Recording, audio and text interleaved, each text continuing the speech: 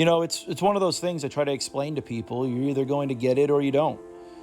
A bass might not test you physically like maybe a big pelagic fish will, but the whole thrill in the game is really what leads up to the fight anyway.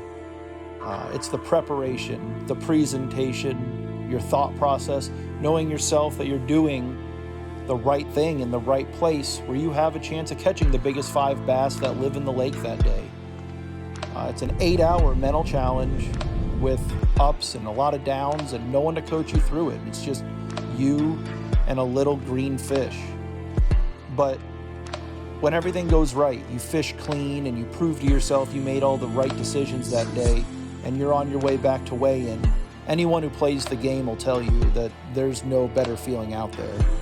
There's really just nothing that compares to bass fishing.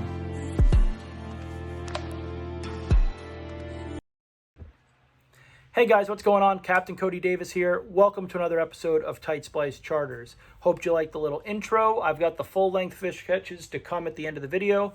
But before I get into that, I wanted to go over what I was using, what I caught them on, and give you guys a quick Lake Okeechobee tip also.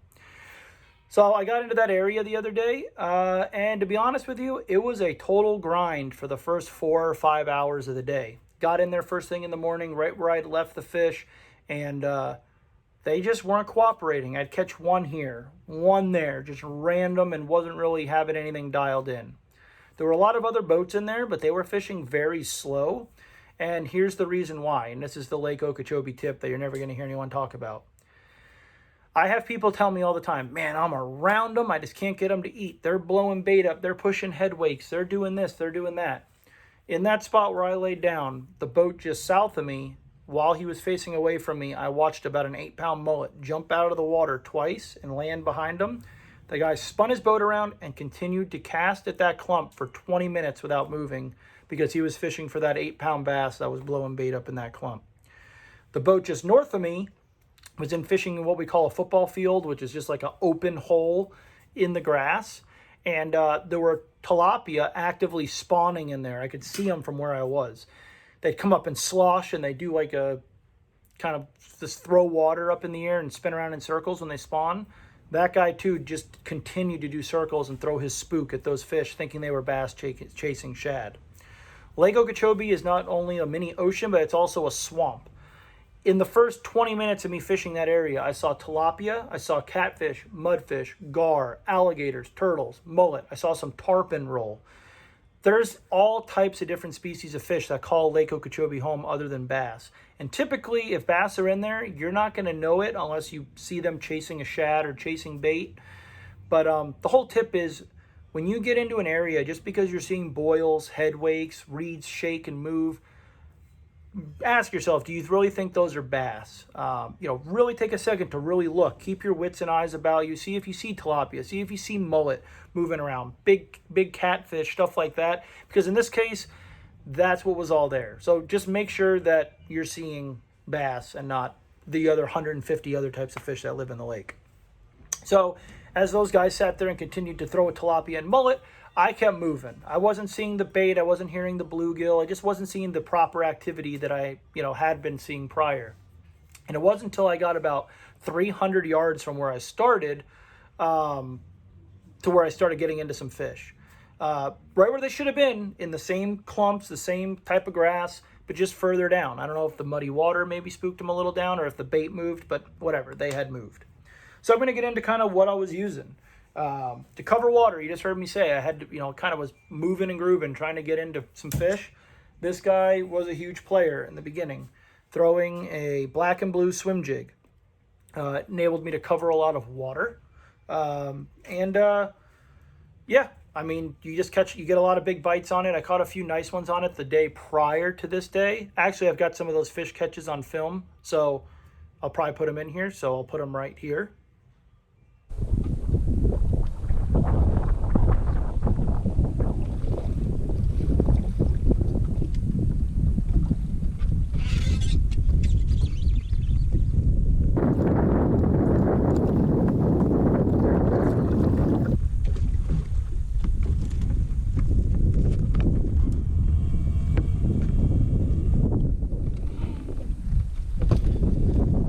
Found some.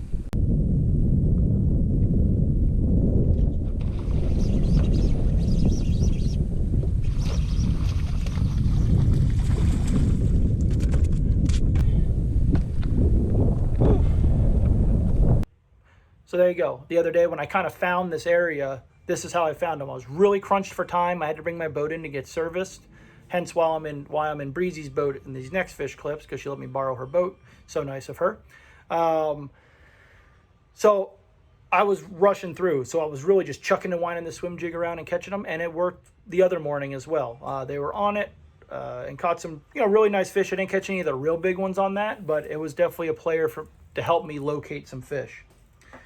Now, another big player that's been in play over the past couple weeks here, I've been talking about, is just a big flipping jig. 3/4 ounce Jigzilla by Gambler has been my go-to. They were not on it the other morning. Now, I'll just go ahead and tell you they did get on it later in the day once the sun got up. They weren't eating it like they had been. So I had to kind of make an adjustment. And all I did was, instead of flipping a jig, I just flipped a little beaver style bait. This is that Missile Baits D-Bomb I always talk about. It's smaller than the jig, but it's still got a fairly decent sized bluegill profile to it, which the bluegill are what these fish were feeding on. And that little bit of a smaller profile definitely got the bites. I flipped the jig in a spot, nothing, reel it up, pick that up, flip it in there, they were on it. And like I said, once the sun got up a little bit, they kind of focused more on the jig. But the two of the three real big ones I caught, and I think I caught 2 or 3 more throughout the day, came on this guy, Spro Poppin' Frog. It is now the time of year where you are not fishing for 40 bites on this guy. You have this on your deck every day, and if you have a great day with it, you're going to get 6 bites. It's a big fish bait. I think it's a big fish bait because it imitates a bluegill. Again, I'll say it again. They do not think this is a frog. They think this is a dead or a dying bluegill, in my opinion. And it's a topwater bait, so they don't get a real good look at it. These big fish, especially in pressured areas, in really shallow water like I've been fishing, they see a lot of baits. The least they get a good look at something, the better your odds are. So that poppin' frog definitely works great. They just have to look up at it, and they're really just getting the silhouette of it. And like I said, I think I only caught 4 fish on it, but I've had this on my deck for the past week and a half, and those were the first 4 bites I've gotten on it. You just got to keep throwing it. When the conditions line up right, they're going to eat it, and they're going to be big ones.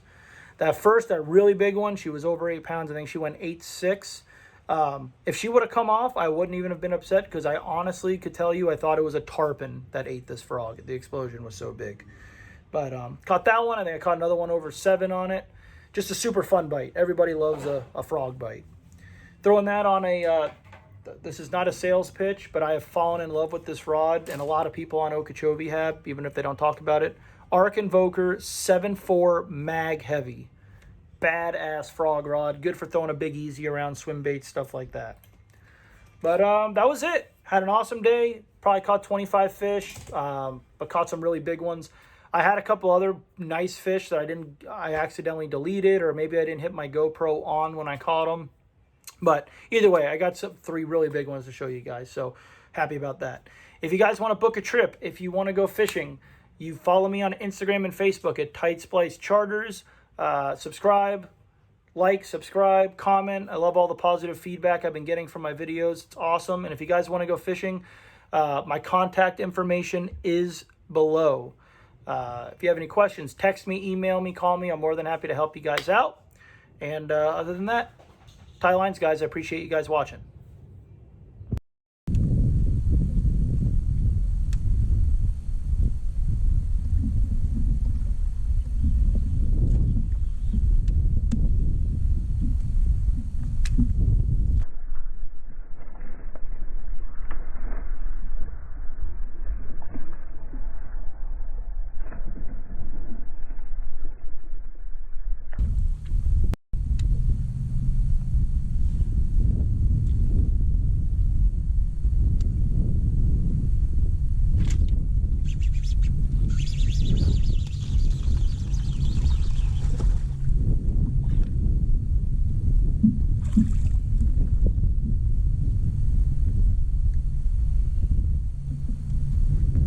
Felt a lot bigger than that.